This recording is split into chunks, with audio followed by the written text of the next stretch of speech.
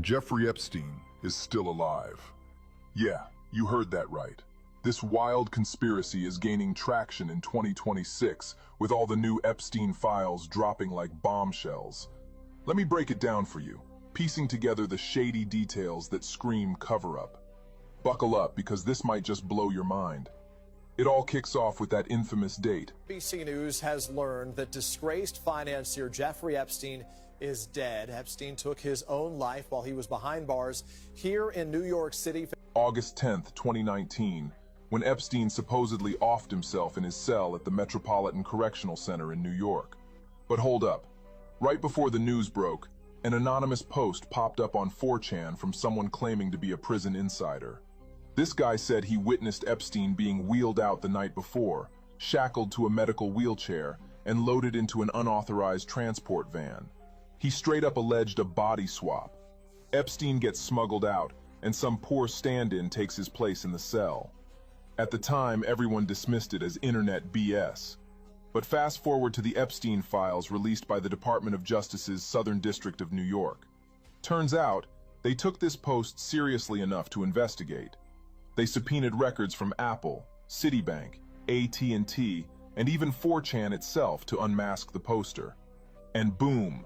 The anonymous guard is revealed as Roberto Grijalva, or Rialva depending on the docs, a high-ranking corrections officer and lieutenant right there at the jail. Why go through all that trouble to scrub his details, phone records, bank accounts, and Apple ID? What were they hiding? Who was he talking to? And here's the real question. Is Roberto even alive today? Has anyone checked on him for a follow-up testimony? This adds massive credibility to the claim that Epstein was sneaked out alive. Now, let's talk about that leaked death photo they shoved in our faces. Weird, right?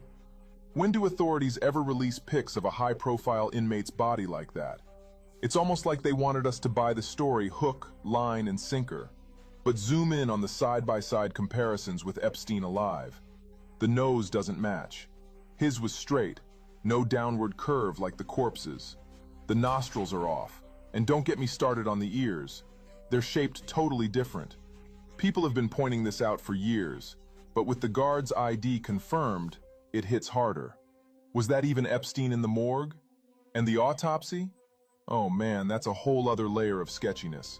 The pathologist, Dr. Michael Baden, went on record saying the fractures in Epstein's neck, 3 of them, including the thyroid cartilage, aren't typical for a suicidal hanging.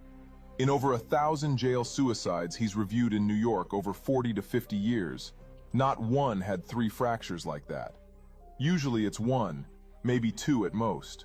The ligature mark was in the middle of the neck, not up high like in a free hanging. Baden flat out suggested it looked more like strangulation by wire. And get this, he implied the autopsy was doctored. Thyroid cartilage sits at the front of the neck. I have never seen 3 fractures like this in a suicidal hanging. Sometimes there's a fracture of the hyoid bone or a fracture of the thyroid cartilage. But not 3. Very unusual to have 2. And going over 1,000 jail hangings, suicides in the New York City state prisons over the past 40, 50 years, no one had 3 fractures. Most hangings, especially free hangings, the ligature slides up to beneath the jawbone, the mandible. Here it's in the middle of the neck. Dr. Baden says a wound straight across the neck is more common when a victim is strangled by a wire.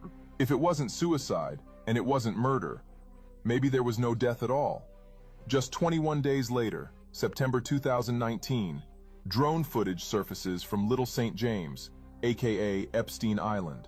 A groundskeeper's chatting with a guy in a golf cart who matches Epstein's description to a T. White hair, build, everything. As soon as this mystery man spots the drone, he ducks under the cart to hide his face. Coincidence? With millions more Epstein files still unreleased, even though they're supposed to be public, this timing is suspect as hell. Then there's Megyn Kelly, a respected journalist, dropping cryptic hints. We're not done with Jeffrey Epstein. I can tell you that for a fact. Can't tell you how I know, but I can tell you for a fact we're going to hear a lot more about Jeffrey Epstein in the coming year, and you may be even hearing from him directly. What does she know that we don't? Is she implying he's out there ready to resurface? And if that's not enough, Reddit sleuths uncovered that Epstein's email account stayed active after his death. One creepy message post August 10th. "You are dead. Lol, good riddance." From a Cody Rudlands. Joke? Threat? Or an inside gag because he's not actually gone? Who was logging in? His girlfriend Ghislaine Maxwell, who inherited his empire? Or Epstein himself, sipping pina coladas somewhere? Emails don't check themselves, folks.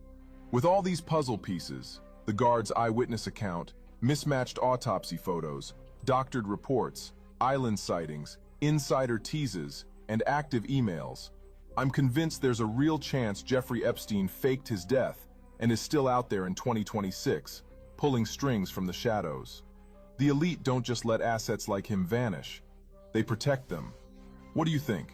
Is he alive? Jeffrey Epstein is still alive.